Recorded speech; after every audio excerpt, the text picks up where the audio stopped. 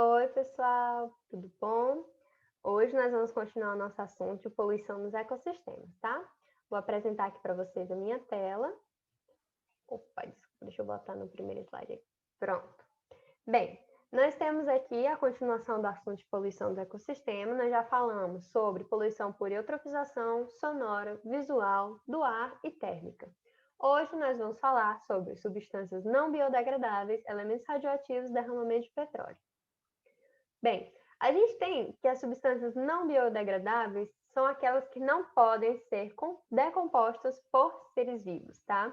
Como, por exemplo, os plásticos, detergentes, metais pesados e os organoclorados, que são os DDT, como, por exemplo, que é um pesticida, tá? A gente tem aqui essa imagem, como vocês podem ver, garrafas PET, pote de manteiga, de plástico, né? A gente tem aqui também pote de isopor, um pesticida de uma garrafa de metal e outros. Aqui a gente pode ver que o detergente não inclui só aquele detergente de lavar a louça, tá, pessoal? Mas também sabão em pó está incluído nisso aí.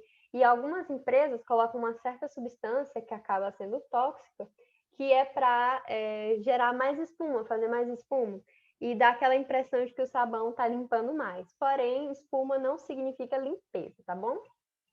Nós vamos falar agora sobre os elementos radioativos. Aqui é o símbolo de um elemento radioativo, tá? Quando há um elemento com uma certa radioatividade, é utilizado esse símbolo aí para representar, tá bom? Nós temos a poluição gerada pela radiação. Essa radiação, ela pode ser natural ou artificial.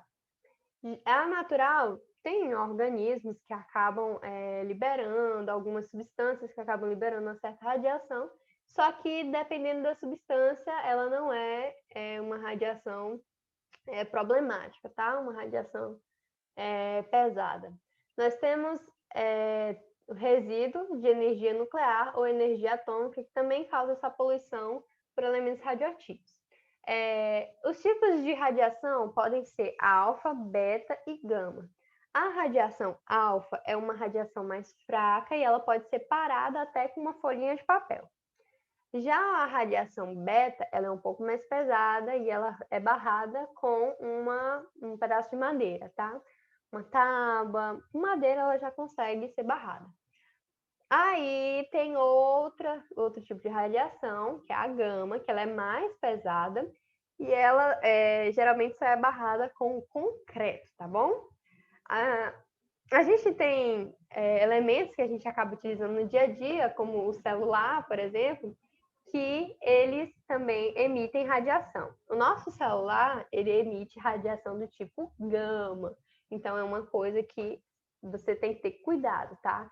Geralmente as pessoas dizem, não coloca nos seios, não coloca ali na região íntima, porque às vezes as pessoas guardam, né? E aí pode acabar com um certo tempo, assim, se você tem muito costume de usar, acaba causando problemas, tá? Então é bom ter um cuidado. Aqui nessa tabela periódica, vocês podem ver que tem alguns elementos representados como radioativos, tá? Aqui o rádio, nós temos, entre outros que estão aqui, tá bom? São muitos elementos, como vocês podem ver. Bem, um grande exemplo disso tudo, do efeito da radiação, foi esse desastre que ocorreu em Chernobyl, que é uma cidade na Ucrânia, tá? Lá em Chernobyl tinha uma usina nuclear, desculpa, aqui tá coberto, mas é nuclear, tá? Houve um acidente na usina e aí acabou liberando a radiação. Na cidade de Chernobyl ficou tudo deserto. E essa radiação acabou atingindo, inclusive, uma cidade próxima, que era onde os trabalhadores costumavam morar, tá? Eles não moravam exatamente em Chernobyl, mas sim numa cidade próxima, que é chamada de Pripyat. E aqui é um exemplo de um parque de diversões de lá, tá bom? Que foi completamente abandonado. Hoje em dia é aberto para visitação, mas tem alguns lugares em que você tem que vestir uma roupa específica, tá? E eu vi uma notícia recentemente que até o gado de lá virou meio selvagem devido à falta de contato com seres humanos. Antes eles eram domesticados, só que os humanos invadiram daquela região devido à quantidade de radiação, e aí acabaram deixando os pobres lá, né? E acabaram se reproduzindo e voltando à vida selvagem. Aqui a gente tem também uma foto de um antes de como era a cidade de Pripyat antes do acidente, e aqui depois já dela ter sido abandonada devido à radiação, tá bom?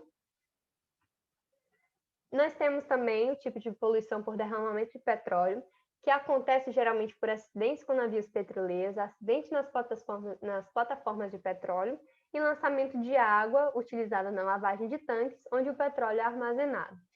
Aí, nessa imagem aqui do lado, como vocês estão vendo, ela é uma plataforma de petróleo e aqui ocorreu um acidente, um vazamento que acabou liberando essa quantidade de petróleo, formando essa mancha aqui. O que acontece com isso?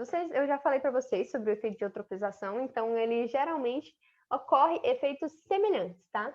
Devido ao papel semelhante que ele tem com essa de fazer essa camada mais superficial assim na água, tá? Tá abaixo da água, não tá por cima, porém não se mistura, então acaba ficando mais superficial.